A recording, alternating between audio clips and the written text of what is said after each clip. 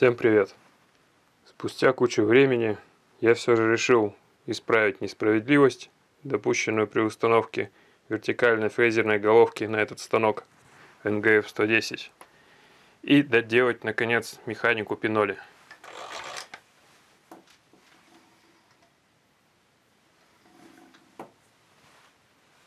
В общем виде все выглядит примерно вот так.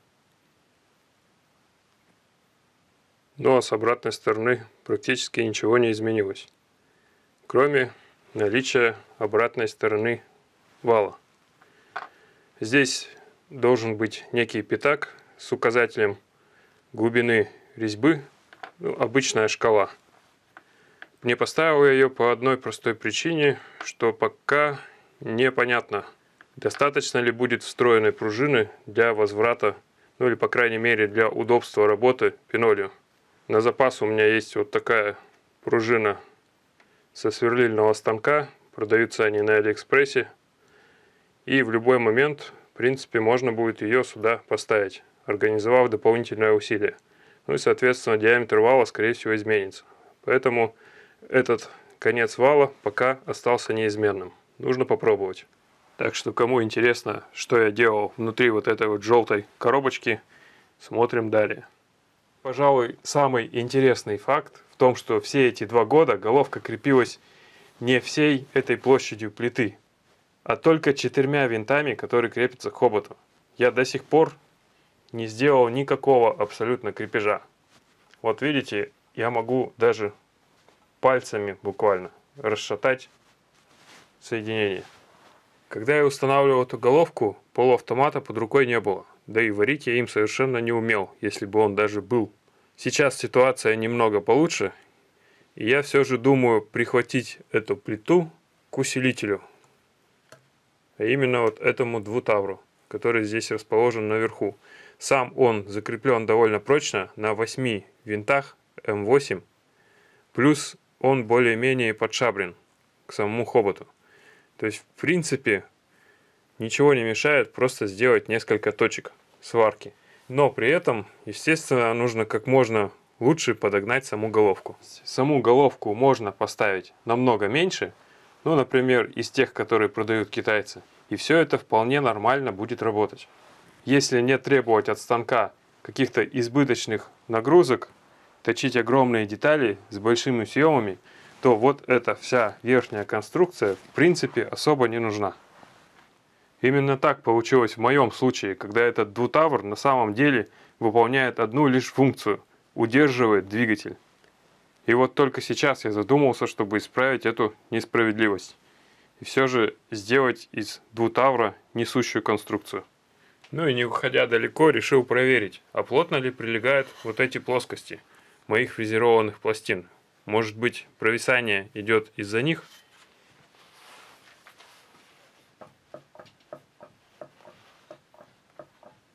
И здесь результат получен отличный. Ничего нигде не болтается. Есть небольшая вибрация от того, что болтается сама головка. Так что в данном случае остается только снять головку и подтянуть винты, имеющиеся, пока я не приобрету нормальный крепеж. И попытаться скомпенсировать вот этот угол наклона, скорее всего, шабрением хобота. Шабрения тут как такового не было, да и шабера у меня не было, и краски у меня тоже не было. Сейчас все это есть, так что попробую несколько скомпенсировать этот угол, и потом уже можно начинать заниматься сваркой.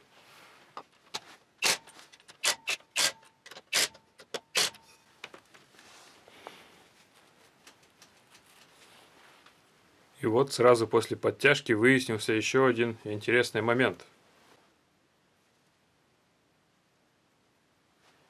Не везде прослеживается просвет между двутавром и этой пластиной. Что-то здесь я, видимо, проворонил. И, возможно, эта пластина упирается как раз частично в двутавр. А вот этот момент уже может являться причиной излишнего наклона головки. Ну и после демонтажа видно, что тут все очень даже нехорошо. Так как полным шабрением я не занимался, прилегание не плотное, Тут присутствует вплоть до того, что даже ржавчина.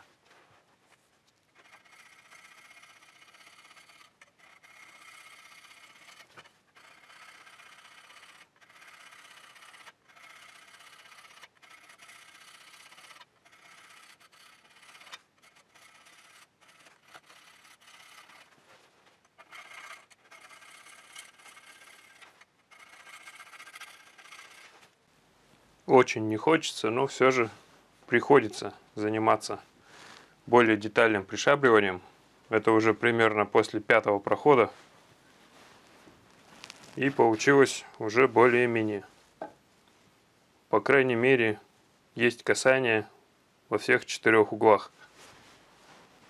Осталось это немного довести. И только после этого прохода появились следы, буквально точки касания с двутавром.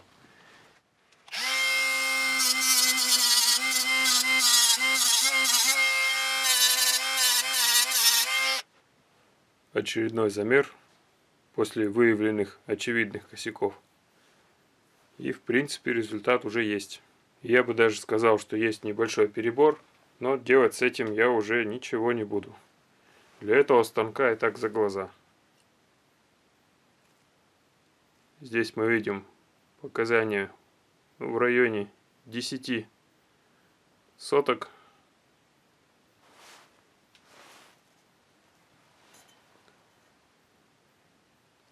Ну а в этой части уже около 10,5-11 соток. Так что в этой плоскости головка стоит очень даже неплохо. Очень не вовремя заменил газ в полуавтомате. Сейчас там закачана смесь. И, видимо, настройки на нем нужно все-таки менять. А я опрометчиво начал варить прям так. Сделал несколько точек. Основные находятся сверху. Их отсюда даже не видно. И по бокам буквально прихватки. Попробую, будет ли от этого вообще эффект. Но если будет, то никто не запрещает доварить. Варил я буквально 3-4 минуты назад. Можно свободно держаться рукой. Уже холодная. На текущий момент имеем вот такую картину. Имеется заготовка будущей крышки. Она значительно тоньше, чем была в стандарте. В стандарте тут в районе 16 мм. Но так получилось, что у меня родной крышки не было. Здесь же пластина на 8 мм.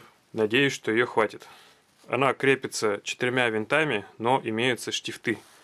Также отсутствует верхняя крышка подшипника. Тут нужен какой-то пыльник или сальник. Также интересный момент, что помимо масленки, вот здесь, в стандарте, была забита деревяшка. Вот в эту щель. Видимо, для того, чтобы компенсировать возможный зажим пиноли, но при этом не запускать туда пыль или влагу. Ну и для тех, кто не в курсе, скажу, что это скоростная сверлильная головка. В общем-то, она не фрезеровочная, но для НГФ ее вполне хватает. И в стандарте, вот здесь у нее находится ласточкин хвост, сюда крепился двигатель, прямо на головку. И с помощью смещения по ластохвосту регулировалась натяжка ремня. Ну и шкив здесь стоял немного другой, в обратную сторону и намного меньше. Судя по примерным характеристикам, которые удавалось найти на эту головку, она должна вращаться со скоростью до 8000 оборотов. То есть, в принципе, для НГФ это более чем достаточно. Пиноль здесь есть в рабочем состоянии.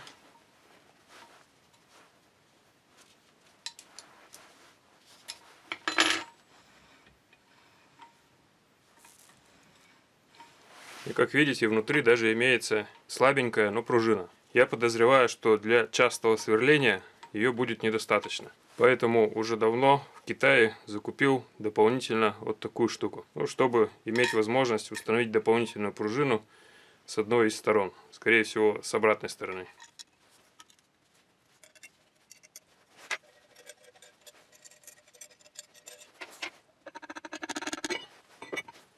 Самое интересное здесь, конечно же, внутри. Основные детали присутствуют, детали шпинделя, но полностью отсутствуют вал шестерни. Оригинальных чертежей нигде нет. Размеры хотя бы приблизительные, сколько я не просил, никто так и не написал. Хотя знаю, что у многих есть такая головка в более комплектном состоянии. Ну, мне она доставалась за бесплатно, поэтому состояние не такое комплектное. По сути, не хватает лишь вала и блока, который будет удерживать этот вал с этой стороны крышки. Ну, естественно, наружной обвески. С одной стороны там идет указатель глубины сверления, а с другой ручка. Типа сверлильной, но только не с 3 усиками, а с одной лишь поворотной ручкой. Стандартно для фрезерных станков.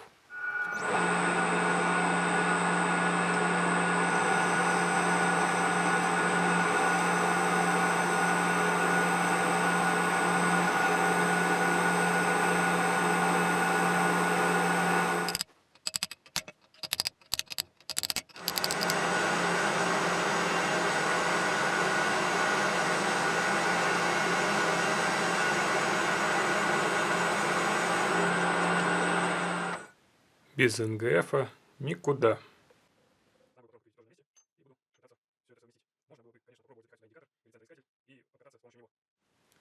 Сама головка зажата в тисках, губки у тисков, как видите, с обратной стороны.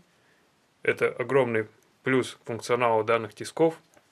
Сами тиски закреплены в крайнем пазу моего стола из УСП плит. Сформировал максимальный запас по вылету.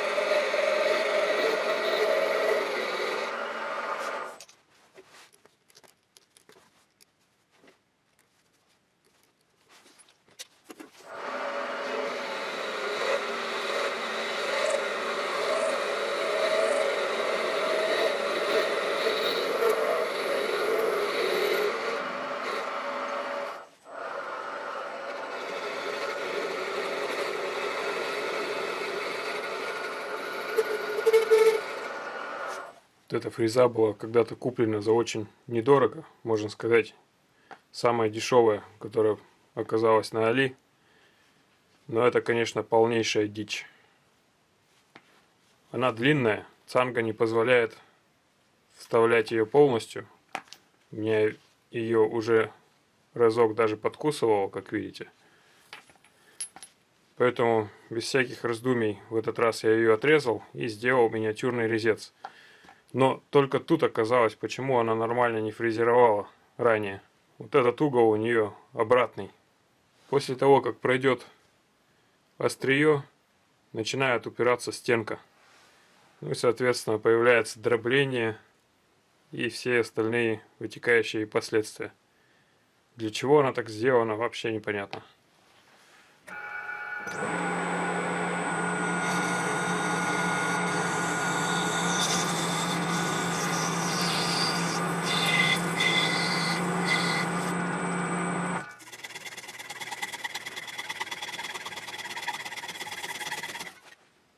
В коем-то веке накидал что-то вроде эскиза и будем изготавливать втулку из капролона, но с довольно массивными стенками, то есть она же будет являться корпусом.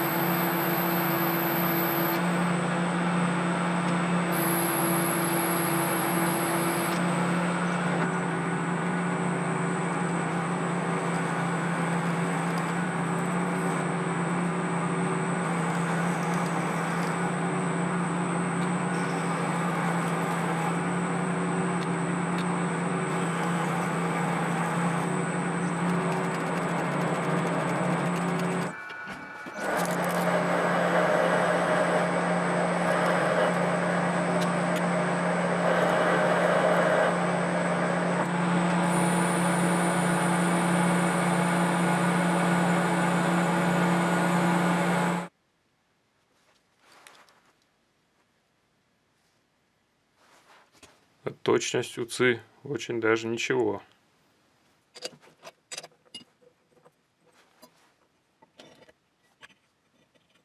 Подготовил пруток для будущего вала. Зацентрован с обоих сторон, потому что обрабатывать планирую в центрах. Но не для точности, а для того, чтобы иметь возможность снимать и примерять, так как точных размеров у меня нет. Все тот же пруток диаметром 32 мм из стали 45, который, как выяснилось по комментариям, оказывается, я определяю по ржавчине.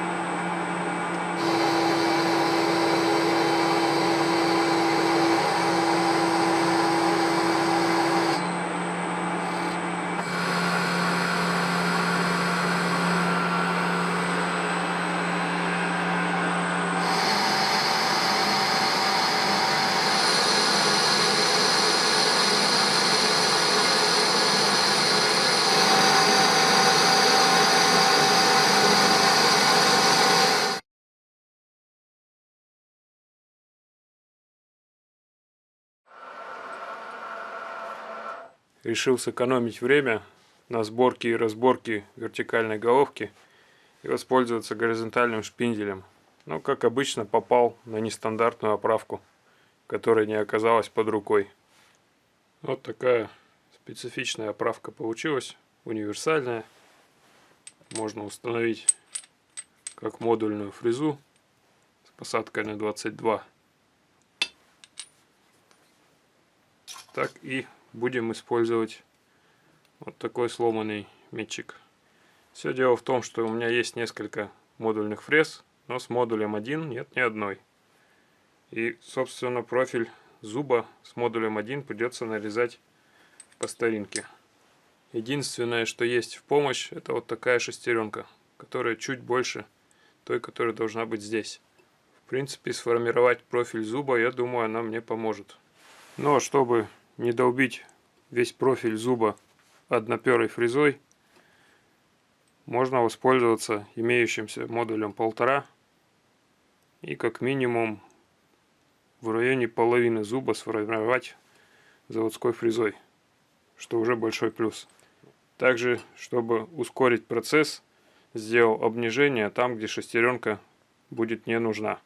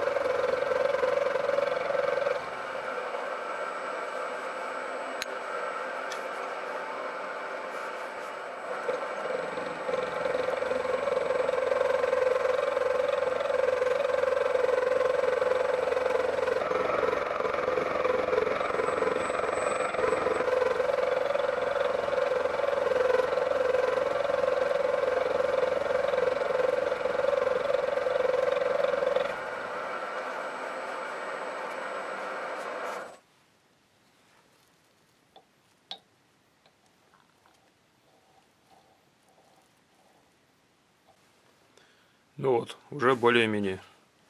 Первый миллиметр по глубине я снял модульной фрезой, второй миллиметр вот такой одноперой фрезой, и остается еще 2,5.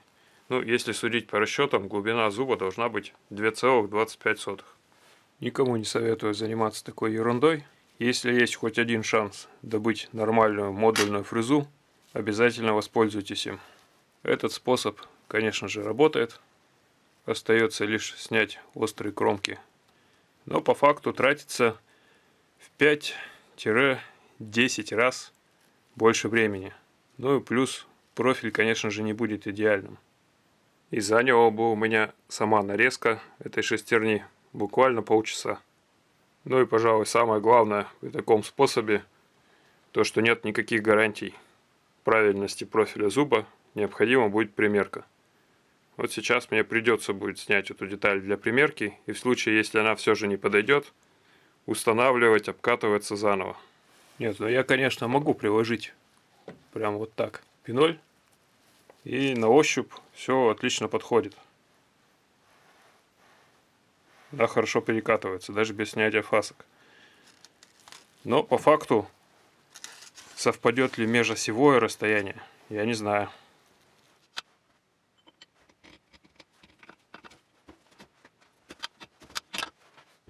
Для меня это, в общем-то, было удивлением, но все подошло с первого раза. Это прямо тот редкий случай, когда удалось угадать.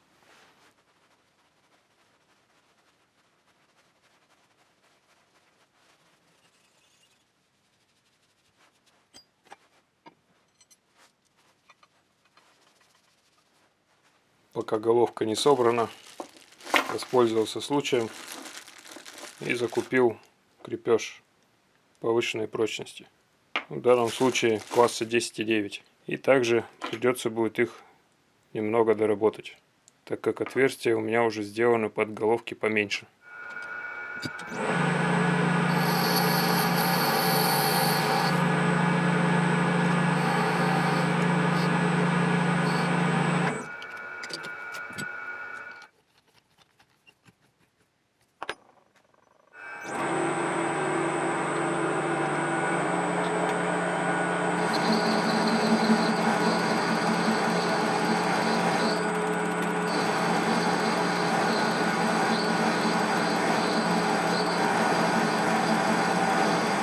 Нет, я не научил станок идеально отрезать, поэтому дальше будет болгарка.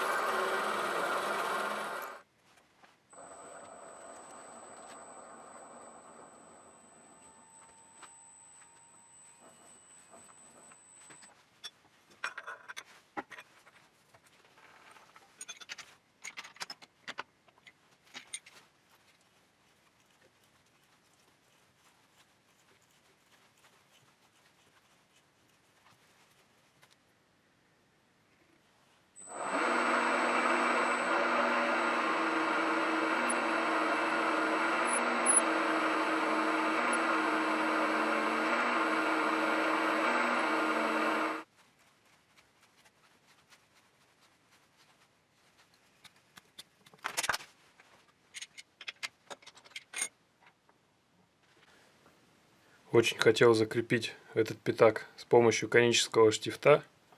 Имеется и подходящий штифт, и конусная развертка для этого. Но на данном этапе я не знаю, как будет удобнее разместить ручку, в каком положении. Поэтому решил пока обойтись винтом с резьбой М6.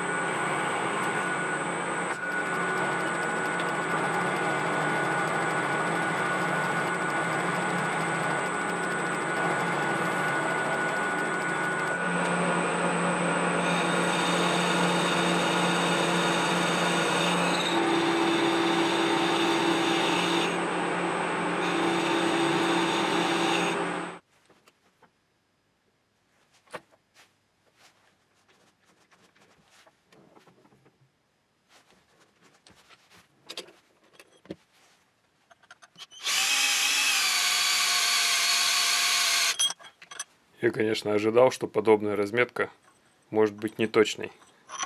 Но то, что промажу на пару миллиметров, вот это да. Просверлил не на том диаметре. Радиус сверлений на 2 миллиметра меньше, чем нужно.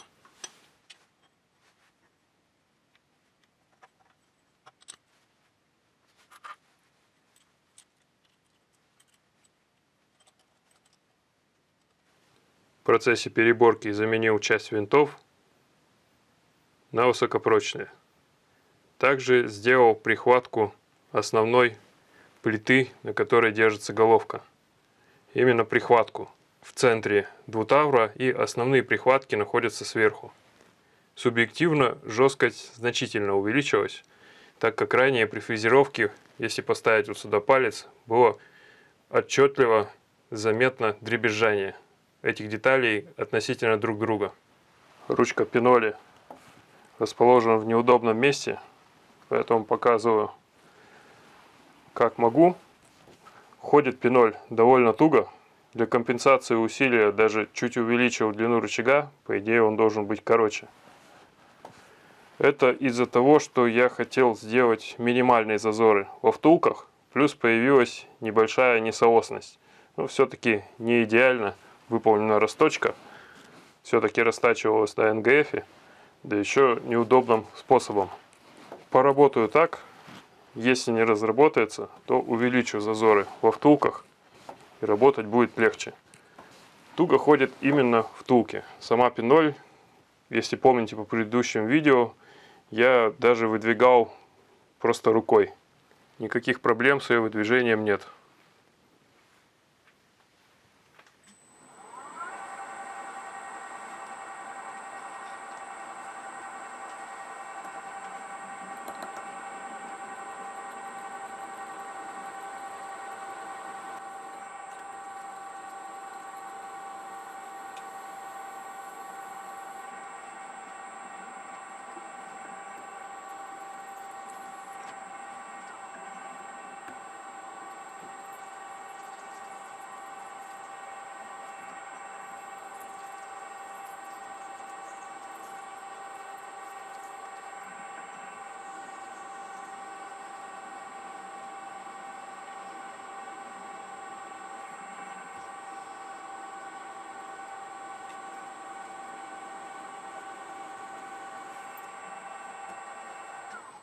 Наконец-то этот станок дождался полноценной ВФГ. с нормальной жесткостью и нормальной пенолью. А у меня на этом все. Всем спасибо за просмотр. До свидания.